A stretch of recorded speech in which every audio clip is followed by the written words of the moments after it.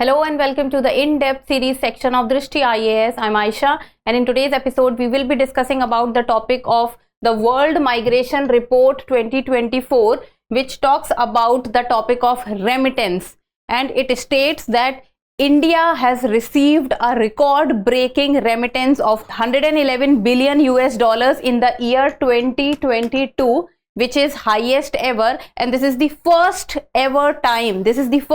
time that any country has received more than 100 billion in remittance. So let us find out the topics of discussion. First we'll be looking at the news, then what is the report highlights about India's diaspora, top 5 countries from whom we receive remittance, and in the end a prelims practice question. Topic is of relevance from General Studies paper 3, that is economy. So let's begin. The news talks about India breaks record with over 111 billion USD in remittances in the year 2022, and with each passing year, with facts and figures, we will be discussing that with each passing year the remittance numbers in India is on a rise. So before moving forward, Drishti IAS has opened its Indore branch, and this will be the first offline batch in both English and Hindi medium, and free online facility will be provided to you all. Hindi medium batch has started from 6th of May and English medium batch is commencing from 9th of May. So you people, whoever wants to enroll in it and start their UPSC CSE preparation can go for this. So the International Organization for Migration, that is IOM, which is a United Nations Migration Agency, it has released a report, and the name of the report is World Migration Report. So World Migration Report is released by the International Organization for Migration. Important point. Then it states that India has received over USD 111 billion in remittance in 2022. So it is talking about that in 2022, this is for the first time that any country has crossed the 100 billion mark, and this is the record which India has completed, that 111 billion India has received in remittance. Now what becomes important is to understand what is remittance. Now imagine this is one country, which is India. This is another country, imagine this is UAE, like for example. So what happens is that the people from India go to other places to work or to earn their living. So imagine the one person is moving from India to UAE, but his or her family is residing in India. Now what the person will do, he or she is earning in UAE, then after every month they send back some money to India. So they transfer money back to India to their family members, which is called remittance. So the financial transactions which Indians are doing from outside India to India, that is known as remittance. It means that India on yearly basis and on monthly basis, the money that they receive from outside India, so that is remittance. So in around the world, India is the first country, and India tops the list of remittance. So it means that around the globe, it is India which receives the maximum amount in the form of a remittance.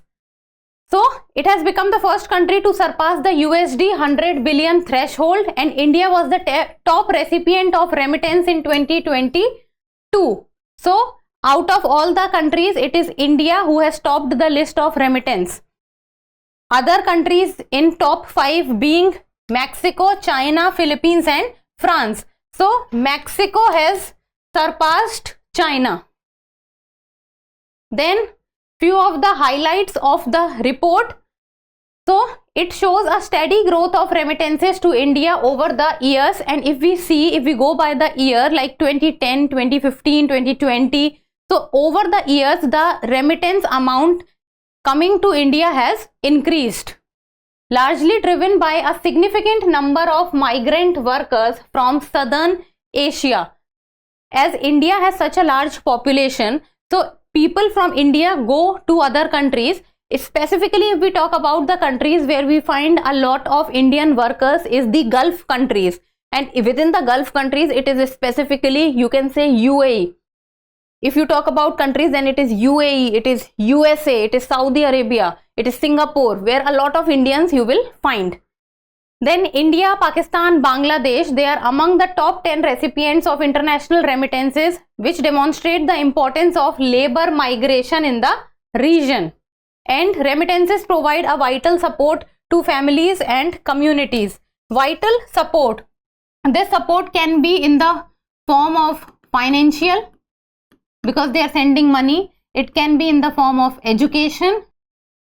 It can be in the form of health. It can be in the form of day-to-day consumption. It can be in the form of savings of a family.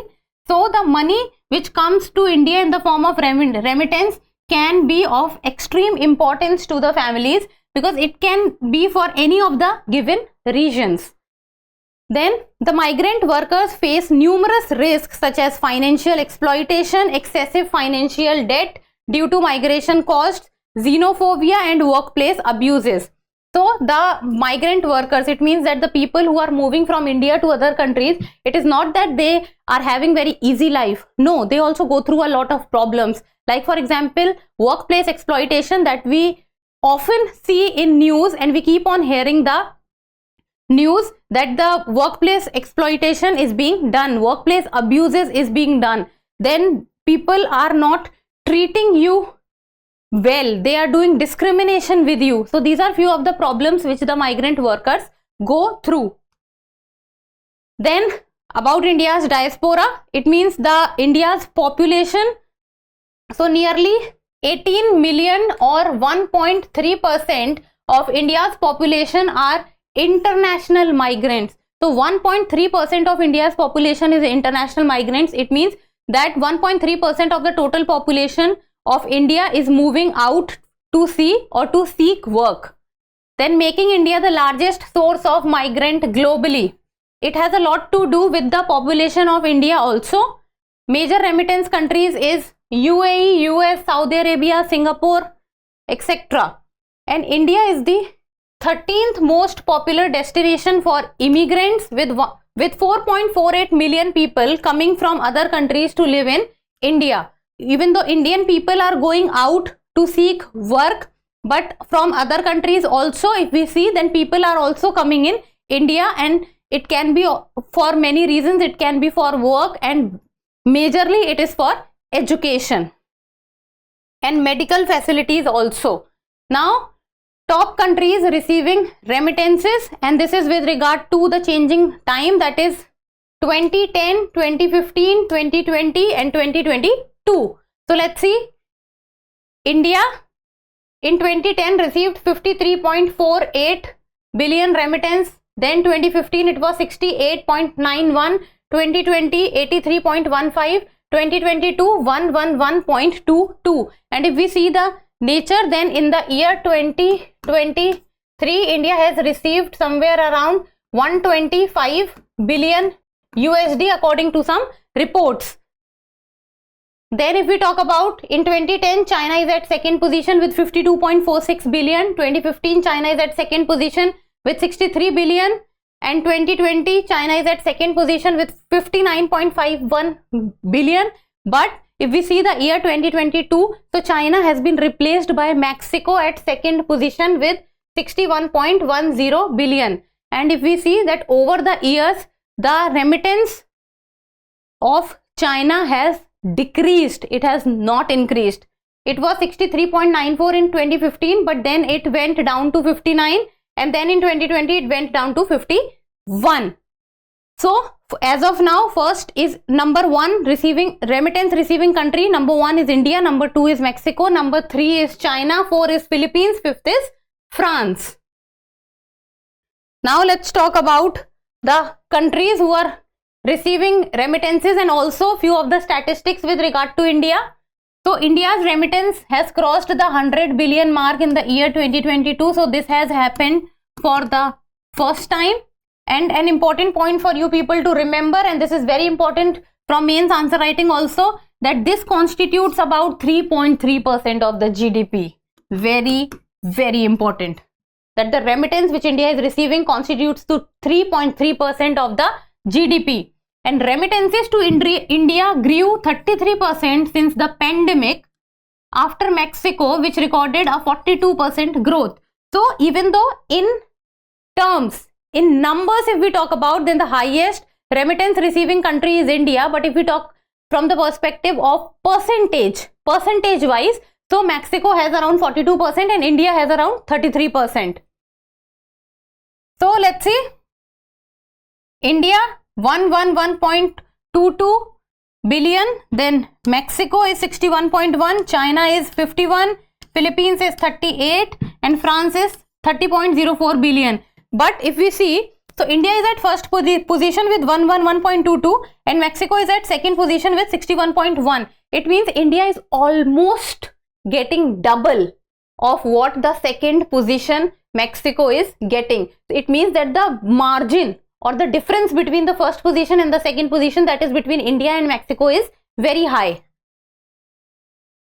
Then in the end, so this was all the topics that we discussed, and there's one more point which I would like to discuss, is that what happened in the time of pandemic with regard to the remittance. So see, during the time of pandemic, what happened was that everything got shut off. So the markets went shut off, physical activities were shut off, global supply chain was shut off, and etc. So what happened during this time? So the people or the migrant workers who were working in other countries, what happened with them? They lost job. What else happened with them? They were not receiving their wages, or if people were receiving their wages, they were receiving less wages. There were problem of social security. Then there were problem of health infrastructure. So what happened in the end? It was the income of the people which went low. The wages went low. The spending went low. The consumption went low. During the pandemic time, it was, you can say, the year of 2019, 2021 and 22 also. It means that the amount which we would have received might have lessened because of the effects of pandemic. So these can also be the points which you can also relate to it. While on the other hand, there was the most important thing which happened was the loss of lives. Imagine the families whose only earning member did not survive. Now these are the effects which also played a major role during the time of pandemic with regard to the remittance also. So this was all, and in the end there's a prelims practice question and you people will give me the answer in the comment section. In the context of the balance of payment framework, remittances form part of which account? See, there is balance of payment, that is BOP. So what is BOP? It is the import and export. Whatever we are sending outside and whatever we are getting from outside. So it is the import and export. And import and export, there are two accounts in which it is maintained, that is capital account and that is current account. So you will have to tell me, in the context of the balance of payment framework, remittances form part of which account? That is capital account, current account, NRI account, or none of the above. Important point, important from the respect of examination also. Prelims it can be asked. So give me the answer in the comment section, and that's all for today. Thank you so much for watching. Till we meet next time. Keep reading, keep writing and keep subscribing to the channel. Thank you. For more informative content, like, share and subscribe, and do not forget to press the bell icon to get the notifications.